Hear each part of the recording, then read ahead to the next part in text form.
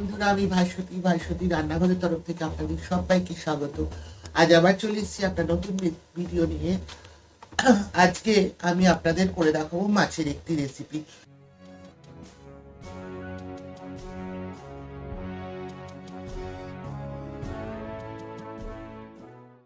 যদি হাতে একদমই সময় কম থাকে তাহলে আপনারা অনায়াসেই আমি যেভাবে দেখাচ্ছি এইভাবে ভাঙর মাছ ভাপা করে নিতেই পারেন। ভাঙর মাছ ভাপা করবার জন্য এখানে আমি 6 পিস ভাঙর মাছ নিয়েছি, দুটো গোটা ভাঙর মাছ নিয়েছি। প্রথমে মাছটাকে ভালো করে ধুয়ে নিয়েছি। এবার আমি এটার মধ্যে নুন আর হলুদ মাখিয়ে নেব। হাফ চামচ লবণ দিয়ে দিচ্ছি, হাফ চামচ হলুদের গুঁড়ো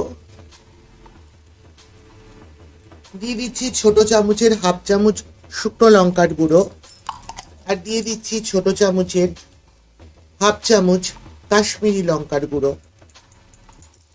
দিয়ে দিচ্ছি 3টে মাছ বরাবর এইভাবে চিড়ে নেওয়া কাঁচা লঙ্কা। দিয়ে দিচ্ছি পরিমাণ মতো কাঁচা সর্ষের তেল। এবার একটা মশলার পেস্ট রেডি করে নেব, যার জন্য আমি নিয়েছি 4টে কাঁচা লঙ্কা, 4 চামচ সাদা সর্ষের বদলে আপনারা কালো সর্ষেও ব্যবহার করতে পারেন। নিয়েছি 3 কোয়া রসুন আর বেশ কয়েক টুকরো নারকেল, সামান্য লবণ আর জল দিয়ে তার একটা পেস্ট রেডি করে ফিরে আসছি। মশলার পেস্টটা রেডি হয়ে গেছে। এবার এটা ভাঙর মাছের মধ্যে দিয়ে দেব। এবার দিয়ে দিচ্ছি বেটে রাখা সর্ষে, নারকেল আর কাঁচা লঙ্কার পেস্ট। এবার ভালো করে সবকিছু হাত দিয়ে মেখে নেব।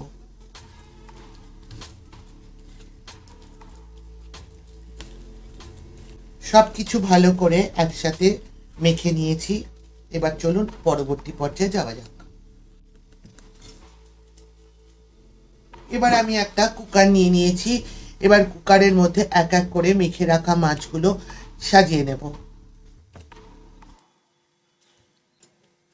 এবার এই পেস্টটা দিয়ে দিচ্ছি।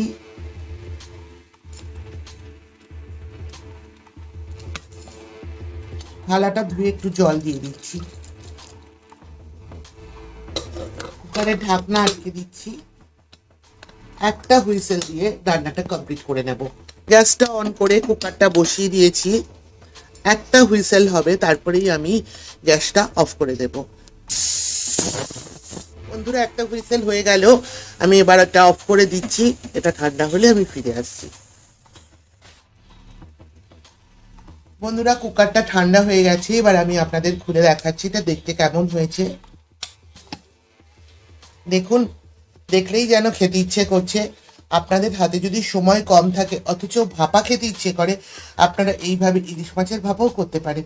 এটা খেতে দুর্দান্ত লাগে গরম গরম ভাতের সাথে। একবার হলেও বাড়িতে ট্রাই করবেন। আশা করছি আপনাদেরও আমার মতোই দারুণ লাগবে খেতে।